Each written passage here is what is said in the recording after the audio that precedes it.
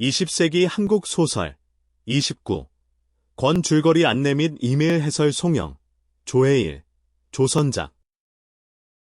송영의 선생과 황태자는 군대 영창이라는 폐쇄된 공간에서 탈영 및 항명죄로 수감된 순열씨와 월남전 양민 학살죄로 복역 중인 정하사, 상관 폭행죄의 이 중사 등이 함께 지내며 벌어지는 이야기를 그린다. 순열씨는 선생으로 불리며 감방 내 질서에 적응하지만 정하사와의 갈등과 싸움을 겪는다. 이 과정에서 서로의 상처와 인간적 고통을 이해하게 되고 결국 화해에 이른다. 작품은 닫힌 세계에서 인간 존재의 근원과 자유에 대한 갈망을 실존적으로 묘사한다. 송영의 중앙선 기차는 한밤중 중앙선 철길에서 갑자기 멈춘 기차 안을 배경으로 다양한 인간 군상들이 벌이는 갈등과 소외, 불안의 풍경을 그린다.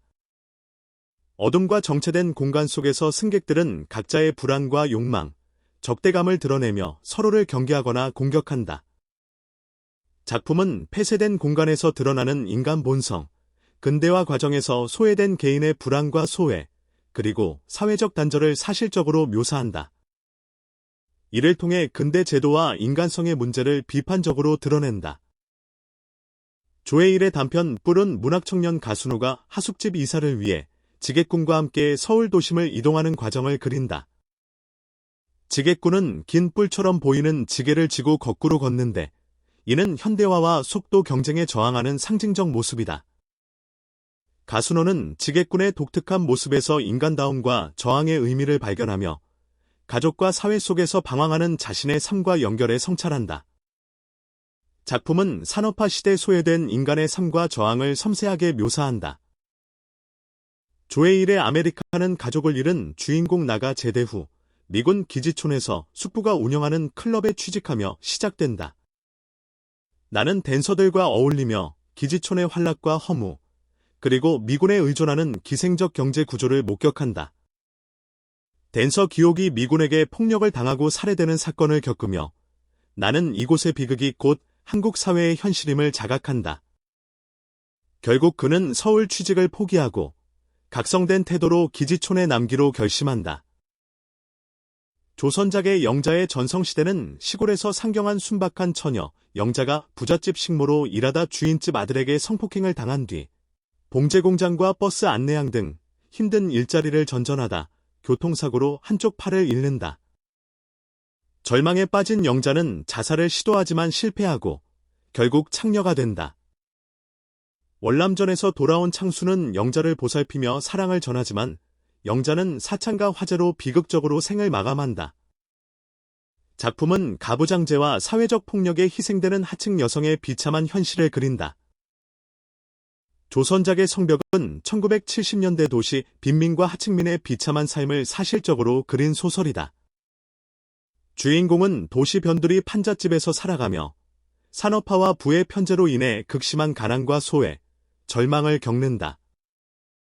작품은 왜곡된 산업화와 가부장제, 국가 권력의 폭력성이 하층민의 삶을 벼랑 끝으로 내몬 현실을 치밀하게 묘사한다. 미화 없는 어두운 현실을 통해 사회 구조의 모순과 하층민의 고통을 고발한다.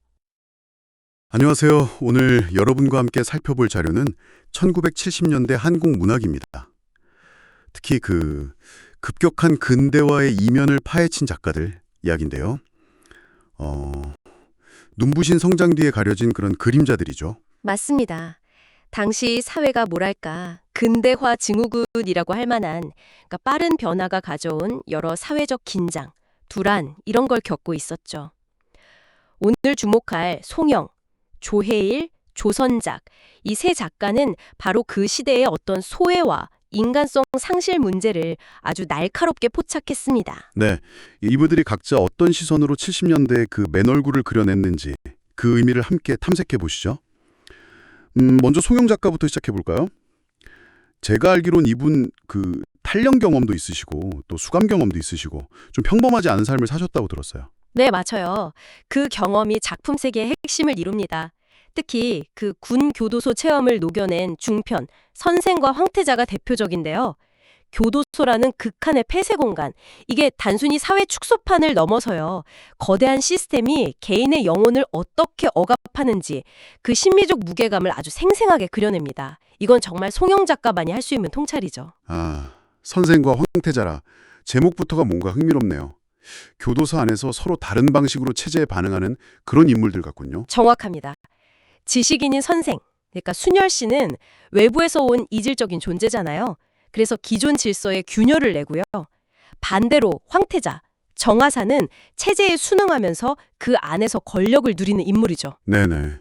이 둘의 긴장 관계, 특히 베트남전 참전이라는 어떤 공통된 상처를 안고 있으면서도 다른 길을 걷는 모습. 이게 제도의 폭력 앞에선 개인의 다른 선택지를 보여주는 겁니다. 아, 그래서 소설 마지막에 선생이 눈물을 흘리는 장면이 더 인상 깊었던 것 같습니다. 뭐랄까, 체제에 저항하든 순응하든 결국 개인은 자유로울 수 없다. 이런 좀 씁쓸하지만 현실적인 깨달음. 이게 70년대 시대상을 반영하는 걸까요? 그렇죠.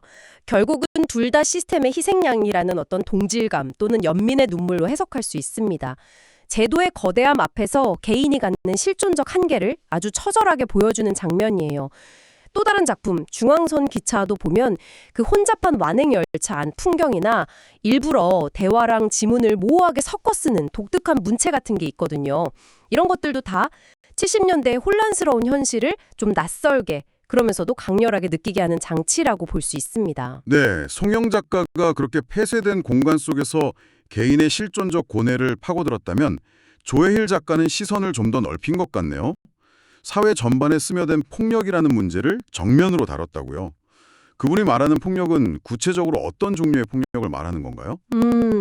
눈에 보이는 물리적 폭력은 물론이고요. 더 교묘하고 일상적인 폭력들입니다. 그러니까 가부장제라던가 경직된 사회 구조, 심지어 가족관계 속에 숨어있는 무형의 압력까지 다 파헤쳤죠. 작가는 이런 폭력의 근원을 때로는 오이디푸스적 구조에서 찾기도 했어요. 마치 아버지처럼 군림하는 거대한 권위나 체제가 개인을 억누르는 형태, 뭐 그런 거죠. 아, 오이디푸스 구조요. 흥미롭네요. 그럼 아메리카라는 작품은 미군 기지촌이라는 아주 상징적인 공간을 배경으로 하는데 여기서 드러나는 폭력은 더 복잡하겠군요. 네, 맞습니다. 동두천 기지촌을 통해서 미국이라는 존재가 가진 어떤 양면성, 그러니까 도움을 주는 시혜자이면서 동시에 점령자와 같은 권력으로 작동하는 모습, 이걸 그려요. 뭐 양공주 살해 사건이라던가 미군의 일방적인 조치 같은 것들이죠. 처음에는 좀 무관심했던 주인공이 점차 그들의 고통에 공감하고 죄책감을 느끼게 되거든요. 그러면서 기지촌의 문제가 바로 우리 사내 전체의 모순과 다르지 않다는 걸 깨닫게 되는 그런 과정을 보여줍니다. 그렇군요. 그런가 하면 뿔이라는 소설은 이야기가 아주 독특했어요. 일부러 뒤로 걸어가는 지게꾼이라니요. 모두가 빨리빨리 외치던 시대의 역주행이라니. 바로 그 점이 핵심입니다. 속도하고 효율만 강조하던 박정희 시대, 특히 새마을운동 같은 획일적인 근대화 논리, 여기에 대한 온몸으로 표현하는 저항인 셈이죠. 경제 논리가 아니라 진짜 지게질, 그러니까 자기 노동과 삶의 가치를 지키려는 모습이에요. 그리고 거기서 거린의 동량 그릇을 차버리는 행기가 나오는데 이건 단순한 폭력이라기보다는 어떤 기생적인 삶의 방식에 대한 거부, 이렇게도 읽을 수 있습니다. 짧지만 아주 강렬한 메시지를 던지죠. 네, 사회 전체의 폭력 구조에서 이제 시선을 좀 옮겨서 도시 변두리로 밀려난 사람들의 삶으로 가보면 역시 조선작 작가가 떠오르네요. 영자의 전성시대. 아, 정말 유명했죠. 그렇죠. 조선작 작가는 도시 빈민, 또 소외된 사람들의 목소리를 담는 데 아주 집중했습니다. 영자라는 이름 자체도 당시엔 흔하면서도 어딘가 좀 촌스러운 느낌을 주잖아요. 근데 전성시대라는 제목은 명백히 반어적이죠. 네, 그쵸. 찍모살이 버스 안내양 거쳐서 사고로 팔을 잃고 결국 성매매 여성이 되는 영자의 이야기는요. 당시 산업화 과정에서 농촌을 떠나 도시로 왔지만 제대로 정착하지 못하고 내몰린 수많은 여성들, 그들의 고단한 삶을 상징적으로 보여주는 겁니다. 이건 단순히 개인의 불행이라기보다는 불균형한 경제 발전이 낳은 어떤 구조적 문제의 결과였던 거죠. 그럼 이전 시대 문학에서 그려진 뭐랄까 그런 성매매 여성 이미지와는 분명 다른 지점이 있겠군요. 네, 그렇습니다.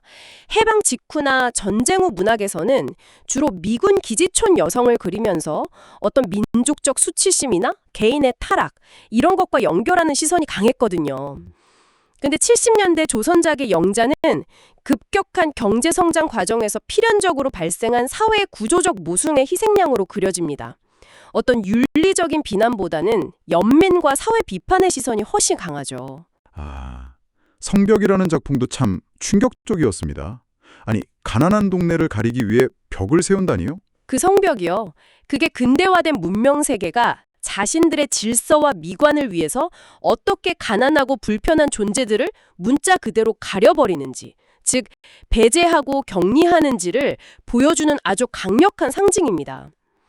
도시 미화라는 명분 아래 가난한 사람들은 삶의 터전을 그냥 지워버리는 그런 폭력성을 어린아이의 순수한 시선을 통해 더 날카롭게 고발하는 거죠. 거대한 국가 권력 앞에서 개인이 얼마나 무력한가, 이런 질문을 던지기도 하고요. 네, 오늘 살펴본 송영, 조혜일, 조선작 세 작가, 정말 각자의 날카로운 시선으로 1970년대 한국 사회, 그 화려한 성장신화 뒤에 감춰진 그늘을 파헤쳤네요. 폐쇄된 공간 속 실존적 고뇌부터 사회 전체의 구조적 폭력, 그리고 도시 하층민의 비극적인 삶까지 정말 다양하게 다루셨어요. 그렇습니다.